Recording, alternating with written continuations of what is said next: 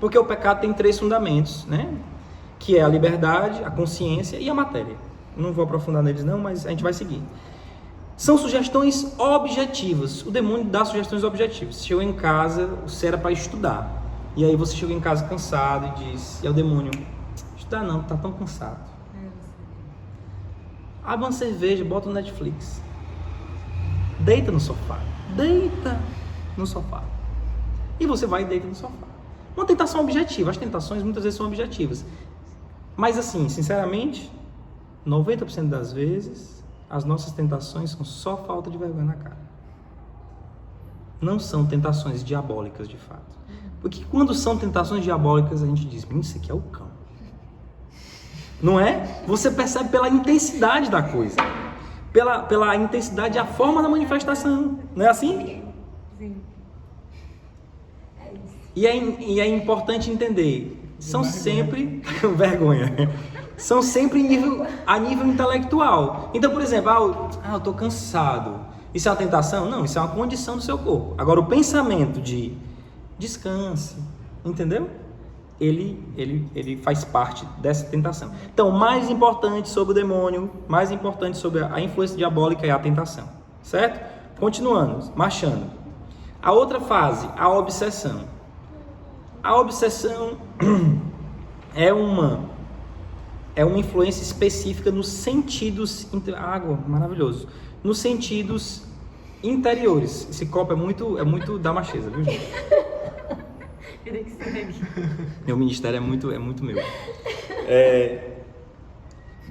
A obsessão, ela, segundo é muito difícil estudar, eu estava falando sobre isso, estudar o exorcismo, porque existem muitas tradições de quais são os graus e não sei o que. Tem poucas coisas são unânimes por todos os exorcistas, né? Só para vocês entenderem, durante muito tempo da minha vida, eu queria fazer essa pausa. Durante muito tempo da minha vida, bem no início da minha caminhada, eu comecei a lidar com essas realidades. Eu era da evangelização, já vou contar uma historinha. E foram aparecendo muitos livros sobre oração de libertação, oração de cura, influência diabólica, e eu meio que li demais, me especializei de certo modo em angiologia e por isso em demonologia.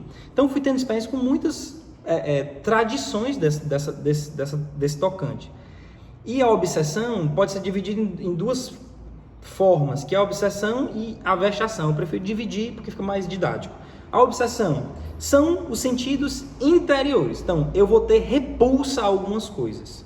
Repulsa a objetos sacros, a espaços ou pessoas consagradas. Vou ter pensamentos involuntários blasfemos. Eu estou no meio de uma missa, vem uma mulher nua na minha cabeça. Isso pode ser uma tentação da carne, porque você viu muita pornografia. Mas isso também pode ser uma tentação, uma obsessão diabólica. Uma obsessão não é necessariamente para lhe fazer pecar, mas ele vai lhe fazer se afastar de Deus. Muitas vezes os santos e as pessoas que estão ali, quartas moradas para frente, vão ter obsessão diabólica. Deus permite isso, né? Muitos, né? Se a gente for pegar os santos, praticamente todos tiveram. Por quê? Porque quando um soldado está à frente de batalha, o sangue respinga. Pronto. Ele vai se machucar. Por mais que ele vença, ele vai se machucar. E Deus permite. Toda ação diabólica é uma permissão de Deus. Deus precisa do demônio? Quer se utilizar do demônio? Não. Mas Deus tira do mal, da má escolha do demônio e das nossas más escolhas um grande bem, como disse Santo Agostinho, né? Bendito o pecado de Adão que nos trouxe tão grande Salvador. A obsessão é isso, sentidos interiores. E o que é a vexação? São os sentidos exteriores. E aí eu posso dizer, os sentidos mesmo. São visões, são cheiros, toques, enjoos. Aquela pessoa que vai para a missa de cura, passa Jesus e a pessoa enjoa, sabe? Pronto. Aquele ali é um processo de vexação. Quer dizer, uma influência física que o demônio faz. O demônio aparece para algumas pessoas visualmente. E aí, claro, precisa ter muito cuidado com a diferença entre problemas psicológicos e a identificação. Pode perguntar. Eu queria saber essa diferença entre a obsessão e a vexação de forma mais objetiva, eu não consigo pegar.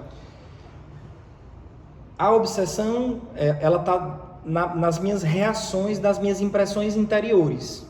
A vexação está nos meus sentidos exteriores. Então, eu tremo, eu sinto frio, eu sinto calor. Por exemplo, quando a gente vai rezar para uma pessoa e coloca água benta na pessoa, ela não queima, isso é uma vexação. Certo?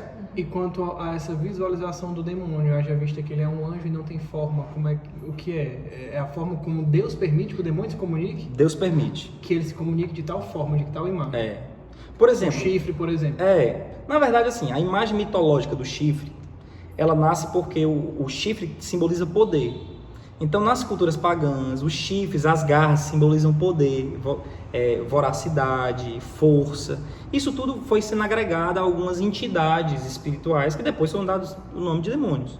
Mas, assim, toda manifestação diabólica Deus permite. De maneira prática é isso. Agora, como é que ele... Porque imagina se o demônio aparecesse todo poderoso na nossa frente. Ia ser um terror, né? E aí Deus ia tirar o véu e ia mostrar todos os anjos, todos os demônios, o povo ia enlouquecer. Então Deus não permite, né? Deus permite a algumas pessoas e de maneira particular algumas pessoas também que se abrem a isso. Mais pra frente eu vou falar quando for falar de possessão, tá bom? Então diferença entre obsessão e vexação. Isso. A libertação entra nisso aí. A libertação é o último passo, vou chegar lá. Diferença entre obsessão e vexação. A obsessão são coisas interiores, sentimentos interiores, e pensamentos interiores, e a vexação são realidades exteriores dos nossos sentidos. Geralmente, a pessoa que tem vexação também tem obsessão. Nem sempre a pessoa que tem obsessão tem vexação. Então, às vezes a pessoa tem uma repulsa a um canto sagrado, eu cheguei na igreja e comecei a me sentir mal, não sei o que aconteceu. Nem sempre ela vai ter um tremelique, vai ver o demônio, vai escutar alguma voz, não. Mas geralmente quem escuta, quem também tem né? Os padres são unânimes, uma das poucas unanimidades é de que é progressivo o domínio do demônio nessas áreas, certo? Na verdade está tomando a imaginação, está tomando a afetividade e está tomando a memória, né? Sim, jogadinha. Saindo um pouco da ação na alma, eu queria falar da ação nos locais. E assim, em locais, em animais, em casa. Casa mal assombrada existe? Gente, o nome disso é infestação. A infestação diabólica, que pode acontecer também em animais, certo? No filme da Emily Rose, que aconteceu de verdade, né? Apareceram muitas cobras, aranhas, coisas peçonhentas, que simbolizam a sujeira do demônio. E o demônio gosta de se utilizar dessas coisas. Então, tem casas que, porque houve um trabalho, porque houve pecados graves, às vezes não são trabalhos espirituais, não são magias, não são feitiços, são pecados graves. Por exemplo, uma casa de uma prostituição, um motel da vida, é uma casa amaldiçoada, porque lá aconteceu muitos pecados.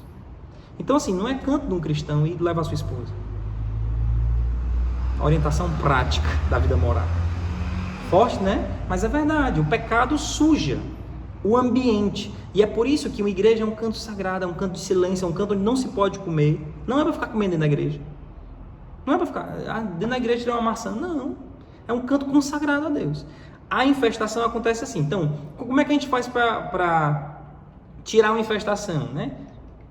Certo. Como é que a gente faz para tirar uma infestação? Primeiro, reza-se no local, abençoa-se o local. Tendo necessidade, mais exorcismo no local. Sim, existe exorcismo de casas. Existe também exorcismo de casa. O exorcismo é um rito super simples. Quando eu era postulante, em 2012, eu recebi por mistério de Deus, porque eu já estudava sobre isso, eu recebi de um padre amigo o manual de exorcismo da igreja, que só o padre pode fazer.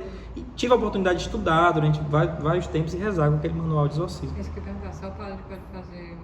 A igreja católica, de maneira ordinária, delega, por meio do bispo, a um padre treinado e orientado para fazer exorcismo.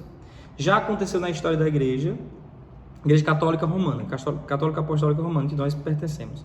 Já aconteceu na igreja, de a igreja autorizar, como é o caso daquele filme A Invocação do Mal, leigos fazerem um ritual de exorcismo, certo? Mais para frente eu vou explicar a diferença do exorcismo para uma oração de libertação, que é o que a gente faz. Coisa importante a se dizer, é um ritual, então é um ato litúrgico, é uma bênção. Nada mais é do que isso. Você faz um precatório, reza um salmo com a linda, faz uns 3, 4, 5 orações imprecatórias, orações de imposição de mãos, dependendo do nível da manifestação diabólica, de conversar com o demônio, né, dependendo do caso, e depois você dá uma bênção e reza um ofício de Nossa Senhora, reza uma ladainha de Nossa Senhora, é muito comum nos exorcismos. Magnífica. Orações simples, porque Deus é simples, é uma bênção, só isso. Então, infestação é isso. Então, a gente já passou por obsessão, que são os interiores, vexação nos exteriores, infestação nos locais. E aí a gente passa para a possessão. O que é uma possessão? Uma possessão é quando o demônio toma posse, não é da vontade da alma, porque se ele tomar posse da vontade, a alma não vai para o inferno. Se ligou? Porque ela não tem liberdade. Então, qual é a intenção do demônio possuir uma pessoa? A intenção é, primeiro, gerar um mal-estar e uma influência negativa nas pessoas que estão ao redor dela, na família dela, nas pessoas que estão em redor, e, por meio de manifestações explícitas, manifestar seu poder.